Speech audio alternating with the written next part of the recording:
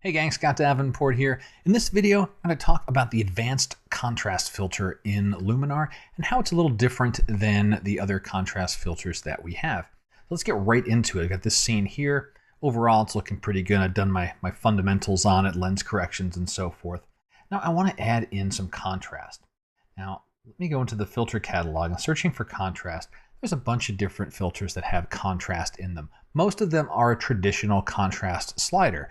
You move the slider to the right and the separation between brights and darks becomes more dramatic. I'm going to add one of those filters to my workspace tone, but I also want to add advanced contrast control because that gives us more control. Let's take a look at contrast in the general sense. So here's the tone area. Let me open up the histogram so we can see what's going on. And as I push contrast, watching the scene, the darks are getting darker, the brights are getting brighter, and we see that reflected in the histogram. The histogram kind of stretches out. It goes like, from things in the center, kind of stretching it out to either side. Now, if I turn off the tone filter, notice the histogram is kind of squeezed a little more, and then turn it back on, I'm stretching things out. Now, also notice that I'm really kind of losing a lot of the detail up in these brights areas, right? Turn that off. I'm missing some of that water flow. Turn it on. And I'm pushing too much on the water. I can try to start playing games by reining back in highlights like we would normally do, and that's kind of working. But there's another way to operate with contrast. I'll turn this off for the tone. We have advanced contrast, and we can control contrast in the highlights, the midtones, and the shadows.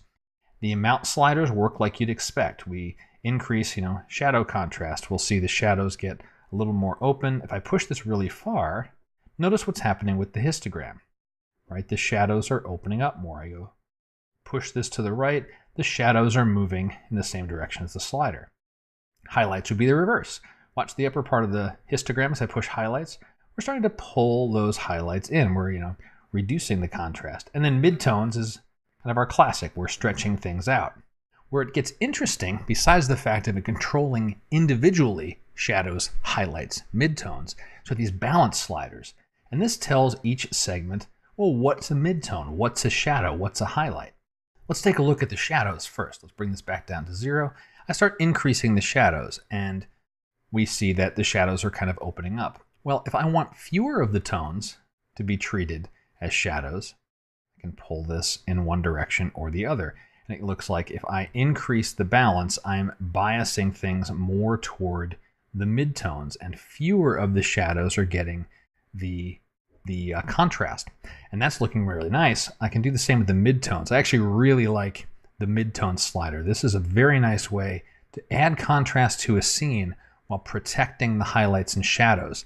Notice I've still got a nice amount of detail in this water flow here that I was losing with a general contrast slider. And again, we can adjust balance and dial that in exactly where we want to it.